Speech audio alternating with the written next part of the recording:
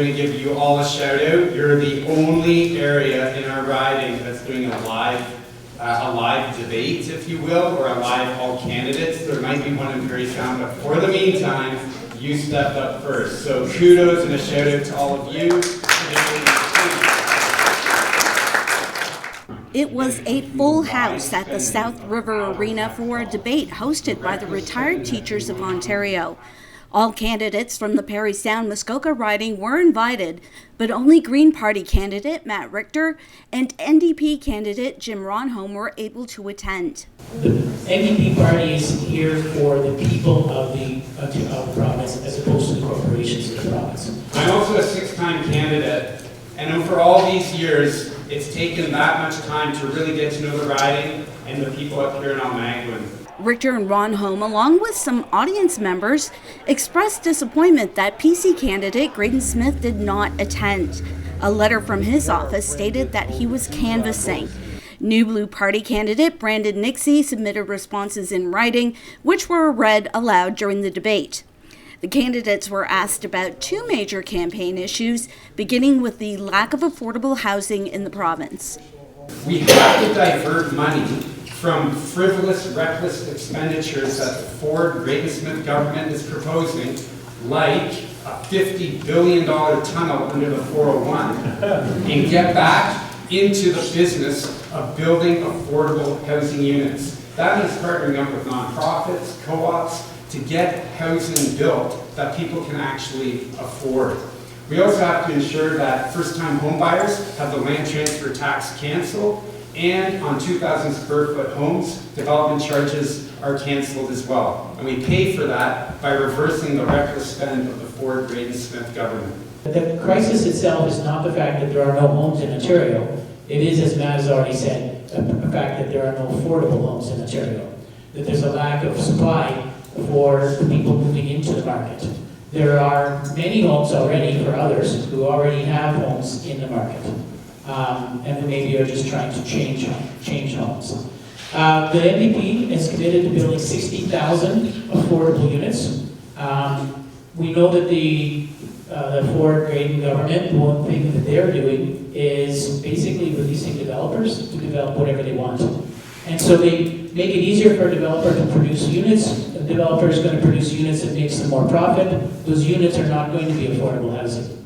Local health care spending, the lack of family doctors, and long wait times was a big concern for those attending. So the first thing that the NDP would want to do is move away from the Ford government's reliance on private services. People should not be paying for their health care out of pocket. It should all be covered by OHIP. I mean, there's a really obvious solution. It seems simplistic, but it's a realistic, and that's to hire more doctors. And having been a municipal councillor, I've been involved on a couple of medical committees, medical center committees, and I've come to realize just exactly how family health teams are being funded. And there are gaps, there are big gaps in this system. So some of you may not realize, but McMurray-Monteith, which is a close by township, they are not actually listed by the government as needing doctors. Most of their residents, or many of their residents, use the American Family Health Team out of Burk. But that family health team is not funded to provide services to McMurray-Monteith. McMurray-Monteith is not, there are no family health teams in Ontario that are funded to serve the residents of McMurray-Monteith. Now, I don't highlight that just on their behalf. The point is that the system is broken. The system needs to have a better measure of where the lack of doctors are, and increase the funding for the family health teams in all of those areas. We need a better approach to deciding exactly how the family health teams are actually going to be funded, because we have local situations here where there are communities who are visiting a neighboring municipality to visit the doctors there. The doctors there are not funded for that particular municipality. And so they're not receiving enough funding, or rather not receiving funding for enough doctors for all of the patients that are trying to visit that particular facility. And so if we had a better way of a better measurement, a better if the government spent more time actually examining who needs a doctor, and they could better apportion how many doctors are being funded at each particular location. Sundridge Strong Jolly recently received a new addition, and so we actually are taking on an additional doctor. We're now going to be 3 doctors in Sundridge Strong Jolly than we had before, and that's thanks in a major part to the efforts of one of the physicians who's taken upon herself to actually engage the government on this. What I'm getting at here is the number one concern from so many doctors and nurse practitioners is the administrative burden of paperwork, having to fact check for sick notes. It can take up to 20% of the medical community's work week just in administrative work.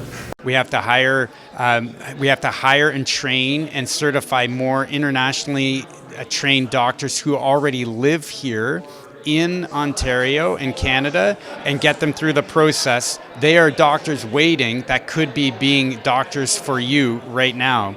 Furthermore, in the medical care space of our post-secondary institutions, we have to open up more spaces and train more doctors that are going into the profession to be a family doctor. What we've seen so often is many graduates are going into more specialty parts of the field, and they're choosing not to go into that of being a family doctor because of administrative burden, stress, and different levels of pay. So there are all these different factors going into it that can be done. Now, yes, it does take money, but that money is something that needs to be prioritized from the provincial government. And we shift money. How we do this is we shift money away from frivolous, reckless projects like the tunnel under the 401 at $50 billion. We take some of that money and redirect that into this very issue of hiring more doctors, nurse practitioners, and healthcare professionals. Among the concerns raised is the installation of 9 lithium storage units in Burk's Falls. Some residents have formed a citizen advocacy group to address potential fire hazards and risks to the ecosystem and waterways. There are places for lithium storage batteries. Parry Sound proper has on one of their old garbage landfill sites, they have a complete project that was built there that's already purpose ready for this. The quarry, Brent Quarries, more in the Muskoka area, they've repurposed some of their quarry areas because it already had the provisions in place. Clearly there's a time and place for certain developments.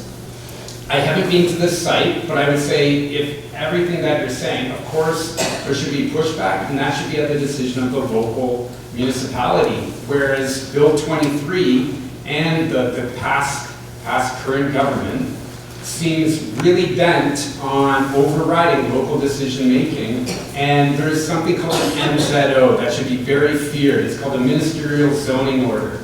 And local decision making can be in place, but if the current government, Doug Ford, Graydon Smith's government, used MZOs over and over again to override at the benefit of the developers and at the expense of the local communities. And this has happened at an unprecedented level over these past 7 years. So I would be opposed to this if it's not meeting the regulations, but fully recognizing storing energy is a great solution, but it's not if it's compromising the local communities. We all know that Doug Ford and the rest of the Conservative Party, one of their goals this last couple of years, because it's not a full term, they call it a snap election because they thought that it was advantageous to them rather than serving out their full term. But one of the things that they've been doing in those last few years is they've been removing what they consider to be barriers to development. Well, some of those barriers are protections, and those protections should not be removed because we have protections for a reason. It'd be like removing protection on a piece of equipment. Well, that's why you lose a finger or an arm, because it was maybe more pieces were being produced in an hour, but you had removed the protection. So the same thing goes for development. There are rules that have been developed over the years in Ontario, in Canada, and the rest of the country to protect communities and local homeowners in how development is going to take place near them or around them or somewhere else in their own municipality. The removal of those protections just means that developers can move ahead with projects without proper surveillance. Recent polls show that the Progressive Conservative Party has a strong lead with decided voters. We've often seen our readers express concern about how effective a candidate from another party would be if the PCs form the next government. So we put the question to the candidates themselves. So I think I would encourage everybody to vote for the party that they actually want to be in power, because it's a self-fulfilling prophecy. If we say that, well, the polls are saying that such and such a party is going to be in power, so I'm going to vote for that party instead. That's not going to be an effective way to actually make a change in government. You need to vote for the party that you actually care about, that you support, that has the policies and proposals that actually will affect your life the most. That's how we affect change. Second of all, if that were to pass, if there was a conservative government, all opposition parties have a job. You're not elected to do nothing in between elections. They're elected to be in opposition, which means that they need to make sure that the party that is governing is held to task, that somebody is actually watching and listening and challenging and making sure that that governing party is doing the job that they were elected to do. And that can't work if there is no opposition. So opposition positions are still very important positions. Yeah, one Green MPP can do so much at Queen's Park, and we've seen that with Mike Schreiner, leader of the Green Party down at Guelph, where he secured funding for their new hospital in Guelph. Kitchener Centre is Aisling Clancy's area. She's a Green MPP, and she's brought forward tremendous advancement in the area of around apartment rentals and dealing with the crisis of rent evictions and giving more rights to tenants.